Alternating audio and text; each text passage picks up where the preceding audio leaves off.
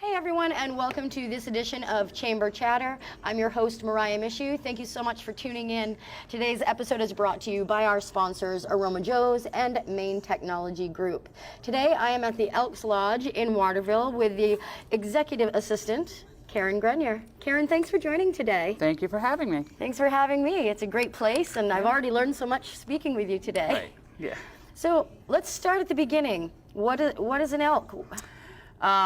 So an elk is a benevolent order. We like to give back to the community.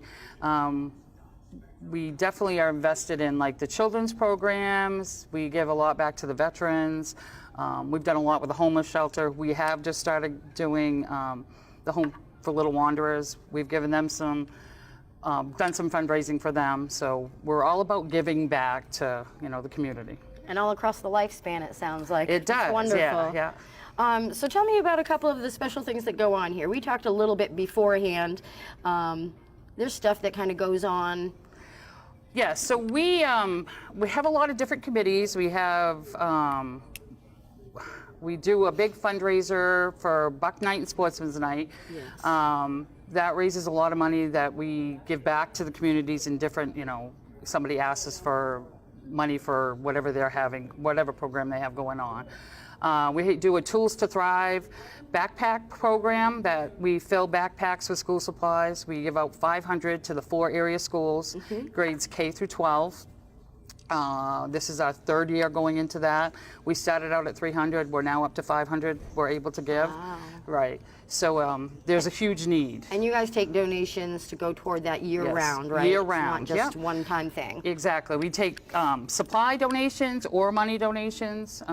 We have a committee that's in charge of that, and we make sure the backpacks are bought for girls and boys, and we get them filled, and then the kids can come through. We've been doing it as a drive-through program, so they come through and then they can pick out their backpacks. Oh, yeah. And we just take them to the car, and then, but it's all filled with whatever they need for their, grade level at that Sure. time. That's wonderful. We do darts on Friday nights at 7. Anybody's welcome. That program is a 10-week session, and the money we raise at the end of that 10 weeks, we pick a different charity. There's Project Hope, or right now we're doing the teddy bears for the Waterville Police Department. Yes. So we do something different for that. The 2nd and 4th Saturdays of every month, we do cornhole here, and they raise money, and theirs goes to different charities too. This past weekend, we did MCCP, which is the Maine Children's Cancer Program. Okay. So they raise money for that. We try to hit everybody, Yeah, I was taking notes when we talked earlier, and Right. honestly, it's very well-rounded, to be honest with you. It's wonderful. Yeah. Elks are very passionate about being an elk and also about the fundraising and giving back to the community that we do.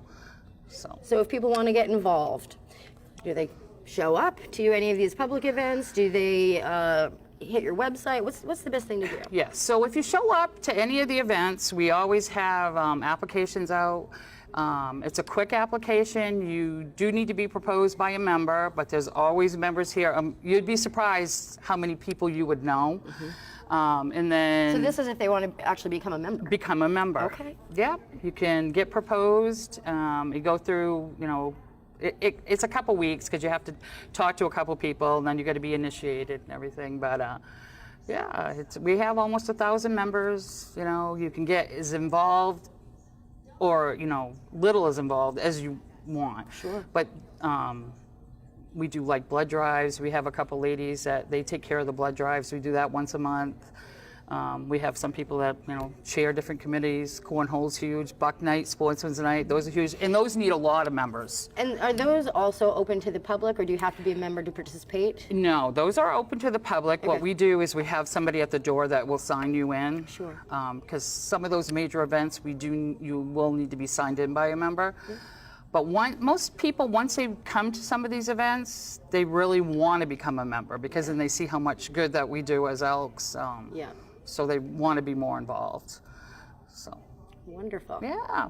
Well, that is all great stuff. So I guess if they want to make donations or find out about, let's see, Saturday cornhole, you said was 2nd and 4th? Saturdays, yeah.